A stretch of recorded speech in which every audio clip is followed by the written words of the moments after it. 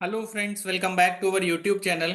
आज जो हम आपके लिए वीडियो लाए हैं वो एक बहुत ही इंपॉर्टेंट वीडियो है, जिसमें हम आपको बताने वाले हैं उन फाइनेंशियल चेंजेस के बारे में जो कि 1 अक्टूबर 2024 से इफेक्टिव होने वाले हैं और आपकी पॉकेट को इम्पैक्ट कर सकते हैं। तो चलिए वीडियो को शुरू करते हैं। Several new financial rules will come into force from October 1। अब इसमें कौन कौन से रूल्स हैं, एचडीएफसी बैंक ने अपने क्रेडिट कार्ड के रूल्स में क्या चेंजेस किए हैं, स्मॉल बोरोअर्स जो हैं रिटेल लोन बोरोअर्स को क्या एक फैसिलिटी दी गई है केएफएस की, एनएसएस पीएफएफ पीपीएफ के रूल्स में क्या चेंजेस किए गए हैं, health insurance life insurance policies के रूल्स में क्या चेंजेस किए गए हैं, उनको हम आज की वीडियो में डिस्कस करेंगे। सबसे पहला और सबसे इंपॉर्टेंट, पीपीएफ से रिलेटेड जो रूल्स में चेंज आया है वो क्या है। तीन केसेस में यहाँ पर रूल्स में चेंज आया है। सबसे पहला, एनआरआई अगर पीपीएफ अकाउंट मेंटेन कर रहा है, माइनर अगर माइनर का पीपीएफ अकाउंट चल रहा है, और या फिर कोई भी बंदा अगर एक से ज्यादा पीपीएफ अकाउंट मेंटेन कर रहा है, तो क्या कहते हैं, these accounts will earn post office saving bank interest between July 12 to September 30। यानी कि एक 12 जुलाई को सर्कुलर आया था, उस सर्कुलर में इसमें अमेंडमेंट किया गया था कि भाई अगर आप अपना एनआरआई का स्टेटस, माइनर से मेजर होने का स्टेटस या एक से ज्यादा पीपीएफ अकाउंट मेंटेन करेंगे, तो आपको 12 जुलाई से 30 सितंबर तो हम पोस्ट ऑफिस सेविंग बैंक का इंटरेस्ट देंगे और उसके बाद वो भी देना बंद कर देंगे। तो आपको अपना ये स्टेटस अपडेट कराना है। ये बहुत ही इंपॉर्टेंट, बहुत ही रेलिवेंट चेंज आने वाला है 1 अक्टूबर 2024 से। दूसरा है, रिटेल बोरोअर्स को एक फैसिलिटी दी गई है केएफएस की फैक्स स्टेटमेंट। उनको की फैक्स स्टेटमेंट मिलेगा अब 1 अक्टूबर से। बैंक और एनबीएफसी उनको उनके लोन का केएफएस देंगे, जिसमें वो बताएंगे कि भाई उनके लोन के ऊपर क्या इंटरेस्ट चार्ज किया जा रहा है।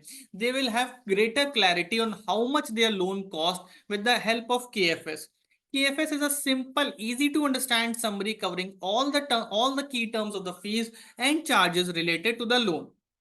ये आरबीआई की गाइडलाइन है कि वो उस लैंग्वेज में लिखा जाए जिस लैंग्वेज में बोरोअर को क्लैरिटी हो, बोरोअर उसको समझ सके। एचडीएफसी बैंक ने अपने इन्फिनिया क्रेडिट कार्ड की रिवॉर्ड पॉइंट रिडम्पशन के ऊपर जो गाइडलाइंस हैं उनको टाइट किया है, टाइटन किया है। इसका मतलब अभी एप्पल के प्रोडक्ट्स या फिर तनिष्क के वाउचर पर अगर वो इनको रिवॉर्ड पॉइंट्स को रिडीम करना चाहते हैं तो वहां पर कुछ रेस्ट्रिक्शंस लाया है। From October 1, Infinia card holders will be allowed to redeem points for only one Apple product per calendar quarter. एक कैलेंडर क्वार्टर में, कैलेंडर क्वार्टर का मतलब क्या होता है, जनवरी से मार्च, अप्रैल से जून, जुलाई से सितंबर और अक्टूबर से दिसंबर। उस क्वार्टर में एक ही बार वो एक प्रोडक्ट के लिए रिडम्पशन कर पाएंगे। साथ के साथ अगर आप उस इन्फिनिया क्रेडिट कार्ड के पॉइंट्स को रिडीम करना चाहते हैं तनिष्क के वाउचर के अगेंस्ट, तो पर कैलेंडर क्वार्टर में रेस्ट्रिक्शन लगा दी गई है 50,000 पॉइंट्स की। पीएनबी और आईसीआईसीआई बैंक ने भी अपने रूल्स में चेंजेस किए हैं। ICICI bank, starting from October 1 you can enjoy two complimentary airport lounge access by spending 10,000 in the preceding calendar quarter. तो ये कंडीशन लगा दी गई है कि भाई अगर आप लाउंज के एक्सेस अवेल करना चाहते हैं तो आपने पिछले कैलेंडर क्वार्टर में कम से कम 10,000 रुपए खर्च किए हों। Spends made in the preceding calendar quarter will unlock access for the subsequent calendar quarter. To be eligible for complimentary lounge access in October to December, you need to spend minimum 10,000 in July to September quarter and similarly for the following quarters.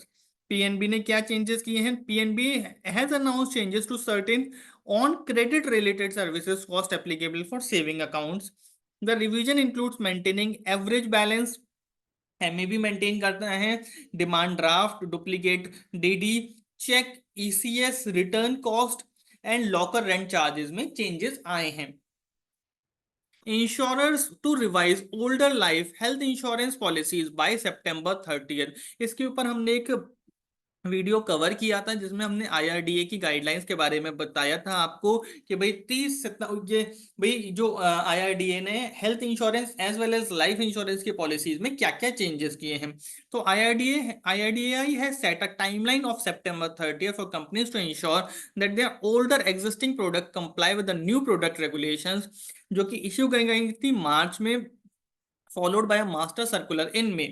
As per IRDAI norms, all products will carry a maximum pre-existing disease waiting period of 3 years as compared to 4 years earlier. तो इसमें pre existing disease के period को 4 साल से घटा करके 3 साल किया गया था. Moratorium period after which claims cannot be contested except on grounds of proven misinterpretation and fraud has been shortened from 8 to 5 years. Moratorium period को कम कर दिया गया था. If you are an existing policy holder, तो जब आपकी policy renew होगी ये न्यू क्लॉजेस आपकी पॉलिसी में इनकॉर्पोरेट हो जाएंगे. Endowment policy holder to receive higher early exit pay out, इसके ऊपर भी हमने एक वीडियो कवर की हुई है लाइफ इंश्योरेंस के ऊपर, जिसमें हमने बताया था कि अगर आप पॉलिसी को एक ही साल के अंदर लेने के एक ही साल के अंदर सरेंडर करते हैं तो पहले आपको कुछ भी सरेंडर वैल्यू नहीं मिलती थी. आपका सारा का सारा जो प्रीमियम आपने पे किया होता था वो सारा का सारा वापस, सारा का सारा फोरफीट हो जाता था. नहीं, अब उसमें चेंजेस किया गया है. उसमें बोला कि पार्शियल रिफंड मिलेगा. Through a master circular in June, the IRDAI mandated that life insurance must pay out special surrender value even if the policyholder exit after the first year. एक ही साल में अगर वो exit करते हैं. While new products conform to the rule, the IRDAI has set a deadline of September 30th for withdrawal of refiling और refiling of existing non compliant policy. जो उससे पुरानी पॉलिसी थी उसके लिए उसने 30 सितंबर की डेट दी थी. तो अब ये 1 अक्टूबर से एप्लीकेबल हो जाएगा. एक बहुत ही अच्छा अमेंडमेंट है ये. Earlier policy holders who exited after the first year had to forgo their entire premium. Now they will receive a partial refund of their premium. SBI ने सॉरी सेबी ने बोनस इशू के process को speed up किया है. पहले आपका अगर account में बोनस इशू आना होता था तो उसमें बहुत टाइम लग जाता था. अब सेबी ने उसको T+2 पर कर दिया है. यानी कि जो कट ऑफ डेट है, मान लीजिए कट ऑफ डेट है 30 सितंबर 2024, तो 30 सितंबर 2024 में 2 वर्किंग डेज आप ऐड कर लीजिए. तो 2 वर्किंग डेज का मतलब क्या हुआ, 1 अक्टूबर और 3 अक्टूबर. यानी कि 2 अक्टूबर वर्किंग डे नहीं है ना, तो उसको ऐड नहीं करेंगे. 3 अक्टूबर को ये आपके अकाउंट में क्रेडिट हो जाएंगे. All bonus issues announced on और after 1 October will be made available for trading 2 days from the record date. As of now shares from such issues are available only after about 2 weeks. अब ये 2 हफ्ते लग जाते हैं. अब इसको इन्होंने घटा करके 2 दिन कर दिया है. रिकॉर्ड डेट क्या है, the cut off date that the issuer company considers deciding which shareholders are eligible for bonus issue. White circular dated September 16, SEBI has enabled T+2 trading of bonus shares where T is the record date. तो बहुत ही अच्छा, बहुत ही important amendment है. Thank you very much. एक हमारी छोटी सी video थी जिसमें हमने आपको बताने की कोशिश करी कि 1 अक्टूबर 2024 से क्या फाइनेंशियल चेंजेस आने वाले हैं जो आपको फाइनेंशियली आपकी पॉकेट को इम्पैक्ट कर सकते हैं. Thank you very much. आप हमारे चैनल @personal को सब्सक्राइब कर सकते हैं और हमें कमेंट्स में बता सकते हैं कि आप हमसे किन टॉपिक्स के ऊपर वीडियोस चाहते हैं. Thank you very much.